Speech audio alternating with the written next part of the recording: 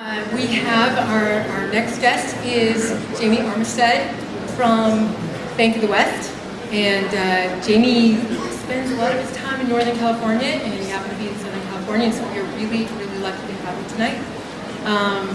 He is the head of multi-channel banking, and he has even more of a diverse background than I could even kind of comprehend. But he's got some really cool stuff to talk to us about tonight, about financial systems and UX. So please welcome Jamie Armistead.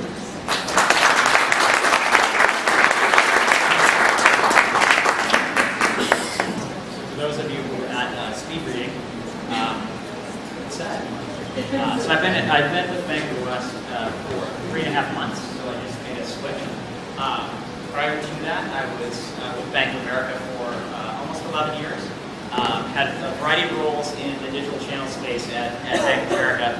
My first job at Bank of America was to establish a user experience practice group. So I spent a lot of time in, looks like it's figuring itself out. Prior to that, I've done eServices and .com stuff, and had worked in eServices shops and ran some offices that had.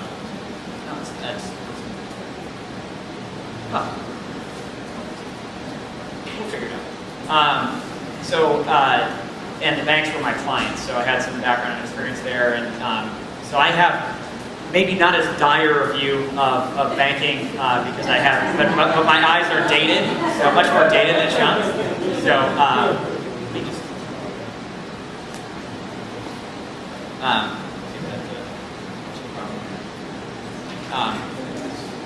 There we go. All right, let's go to our slideshow. So when I joined Bank of America, so there's a lot of what Sean shared that I 100% agree with, especially the back-end systems piece. It's just, it's painful wherever you go. And part of the reason for that is most of the big banks and even the regional banks in the United States, they grew through acquisition. So they grew through acquisition through the mid-90s to the mid-2000s, and you basically have all of these different bank pieces that were brought together. So in the example of a Bank of America, the core banking system is based on the legacy bank in North Carolina, Nations Bank. They just now, after I think 12 years, or something, it might have been even longer, 12 years after the acquisition of Bank of America that was headquartered in San Francisco, finally converted the core deposit systems together. So they've been okay. So the credit card business is MBNA, that's based in Delaware. The mortgage business is Countrywide, based in Calabasas. The investment management business is Merrill Lynch, headquartered in New York and New Jersey. So think about all of those different systems, and what we're trying to do as design professionals in the user experience space and the digital channels is present that back to customers and have it make sense and have it be easy to use. It's an unbelievable challenge. It is and not to mention the regulatory slide. That's a fantastic slide. I love that slide. So when I joined B of A, there was no user experience group, so it was a couple of designers hanging out, and it was like, I need 2 buttons and a banner. And the joke was, do you want fries with that? So the level of interface design that was going on was literally a product manager for a given area of online banking, say the person that was responsible for money movement, literally using the drawing tools in Word to sketch out what they wanted this thing to do. And then that document would be the requirements document that went to technology, and they were building from that. Okay, so on their website, from tab to tab in online banking, you actually had different UI paradigms in play. Okay, so different calls to action, different button styles, different links, and literally each product manager was just kind of rolling their own, just whatever they felt like. So, so I do have an appreciation from whence we came. So it's not quite as there's still not to suggest that there's not opportunity for improvement. I'm going to talk about that, but it was much worse. So we have come a long way. Mobile and mobile is helping that because it's forcing the banks to rethink how they present information. You have to scale back. At Bank of the West, we're taking an approach. Bank of the West. I've come into Bank of the West. I run multi-channel, which basically is all the digital channels, online, mobile, ATM. So kind of moved from my user experience hat to driving out product as well. And when you come in and you look at it, you have to wear both hats. Now you've got the feature functionality roadmap along with the user experience that's going to go with that. And Bank of the West has underinvested in the space, admittedly, and so I joined up to help drive that out. So we're going through the process of looking at how we re-platform online banking and re-platform for our public website. And we said it's tablet-centric. It has to be a tablet-centric approach, and that has to be the lead. And we have to just go with a fully responsive design model, because the next size device is going to be there before we're done with the project. So whether it's iPad mini, I have to have a responsive architecture delivered out of this that can just scale and adapt. So, and I do think the banks are getting there. Bank of the West, regional banks are very different. So you'll appreciate this over time, how different the regional banks are from the big players. My team at Bank of America, to put it in perspective, over the years, so I had 5 different jobs, and I came back to running my old team that I started. We started with, I think, 3 or 4 designers. That team is 110 design professionals across all different disciplines of interaction design, visual design, writers, editors, 10 usability engineers, a team of prototypers, 2 dedicated usability labs on premise in different locations, 15 to 20 contractors on staff at any time. So they've drank the Kool-Aid. They're there. Chase is not far behind in terms of their investment in the space. So I don't think there's as much of a cultural dimension to it at some organizations. And I think even coming into a Bank of the West where they've just thrown their hands up and we've underinvested and it's time, they know.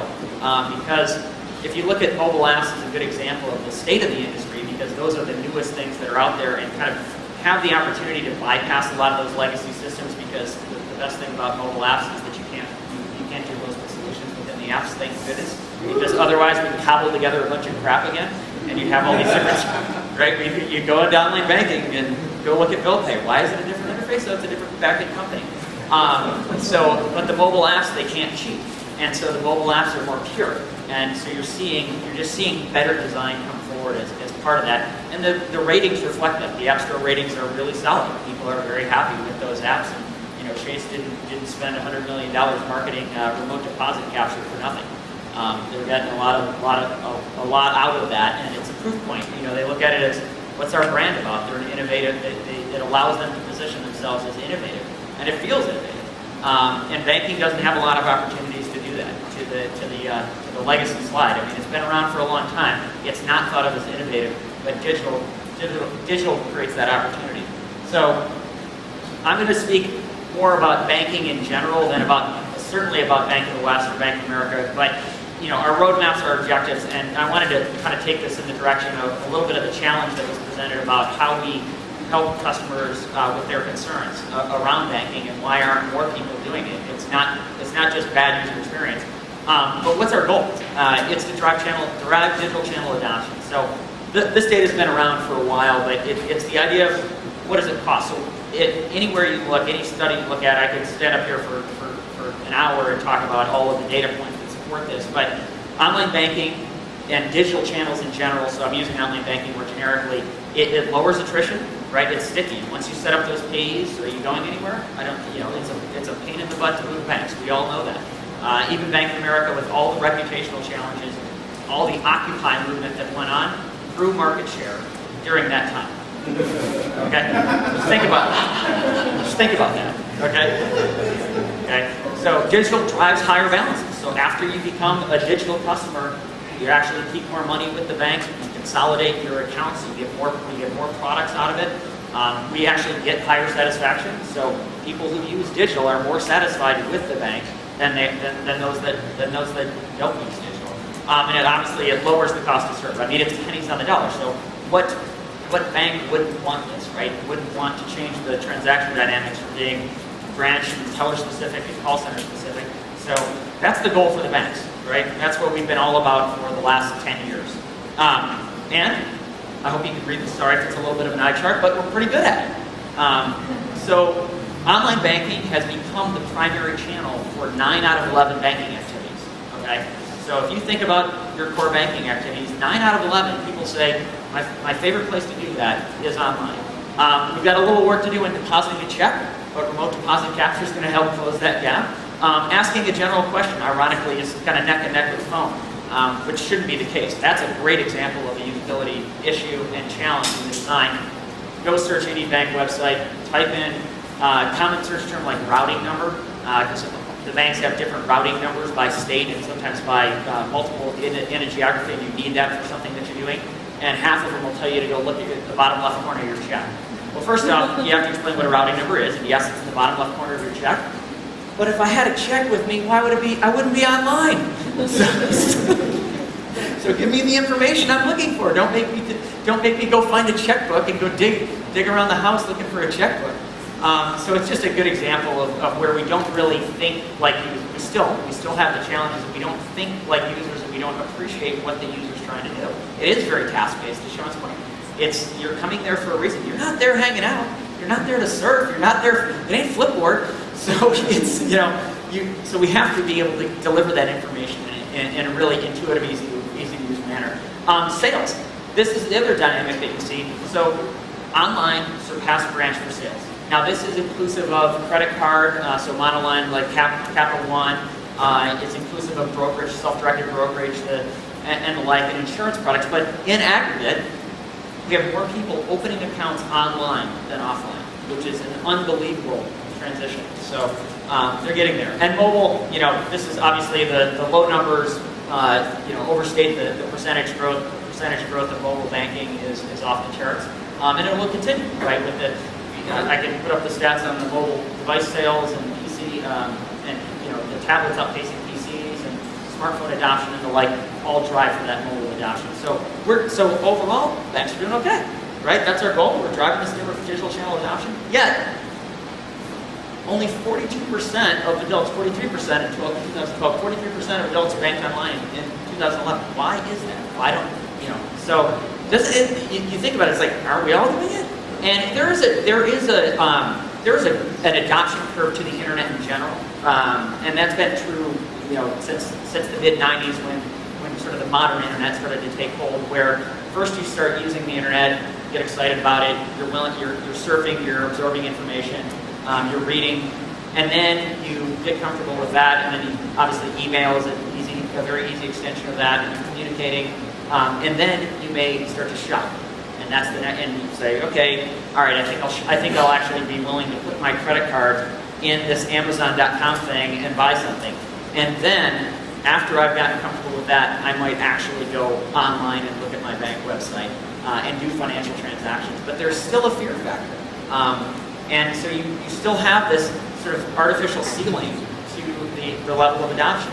And security, every year, and this is 2010 to 2011, this has been the case every year that Javelin, and this is the ComScore one, Javelin does an annual survey, Forrester's Technographic survey, they all say the same thing. Security is by far the #1 barrier to adoption.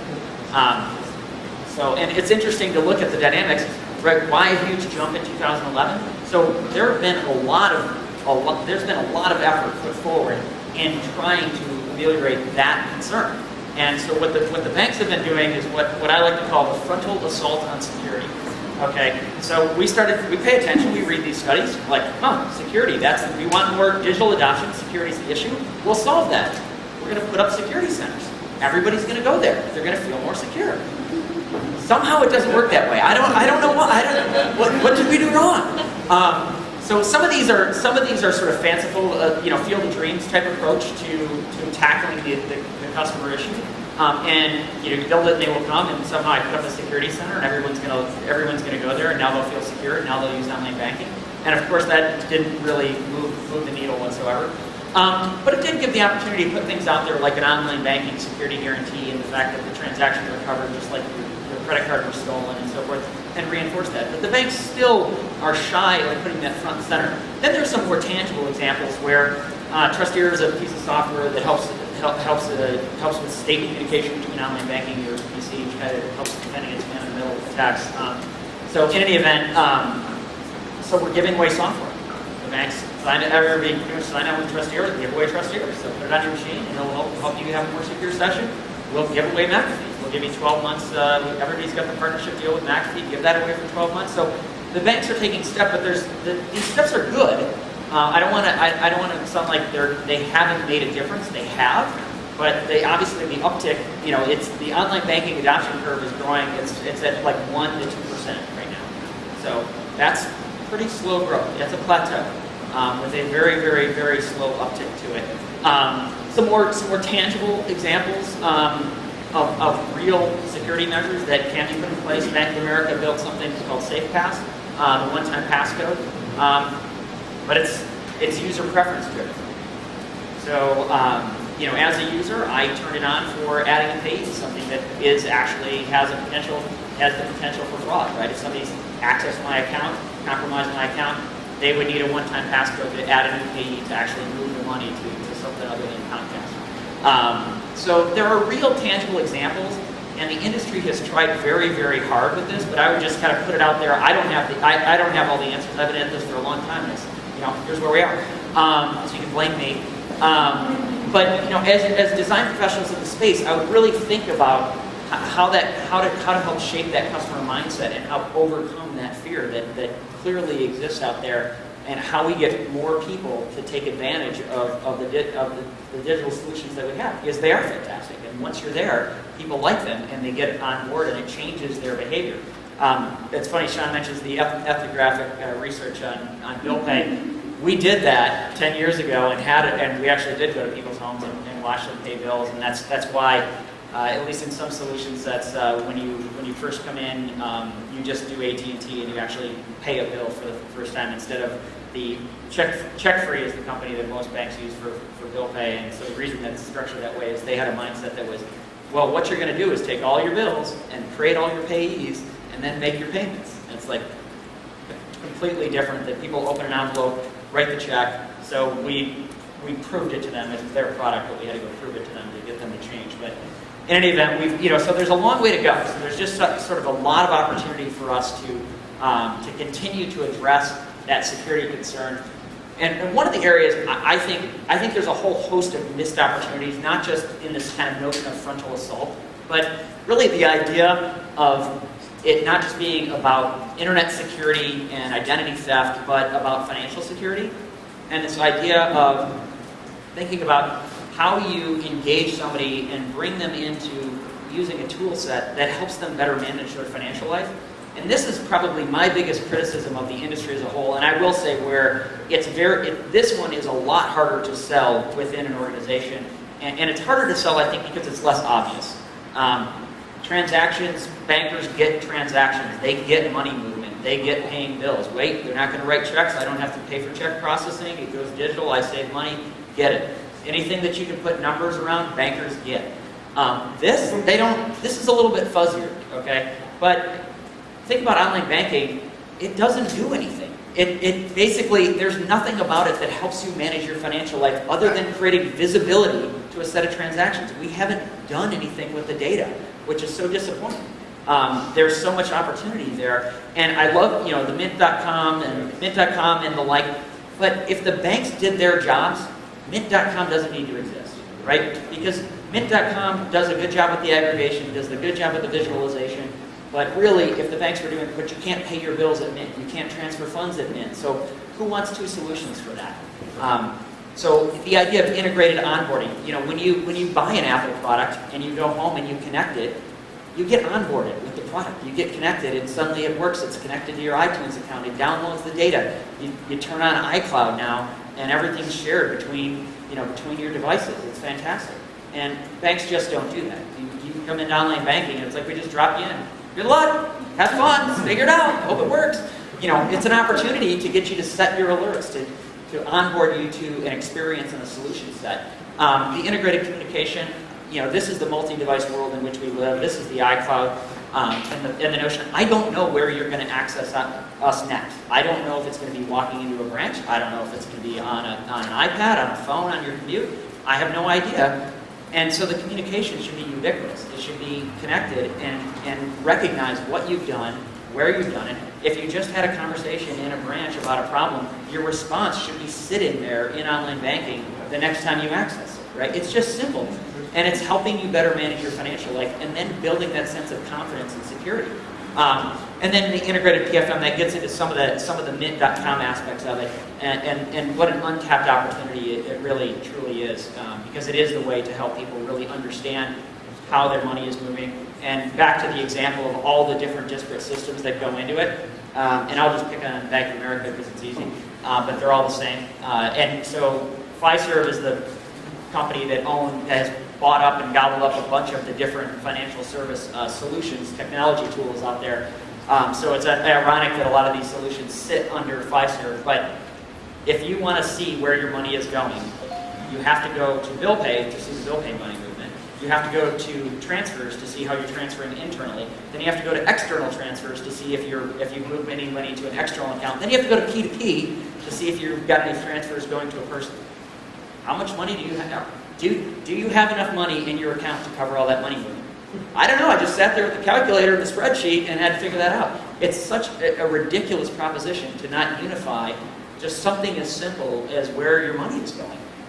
So I think the banks have really not pushed the envelope on how much they can help customers with that dimension. And that's sort of the missed opportunity side of it. And those are the intangibles that are so much tougher to sell. So, thank you. I look forward to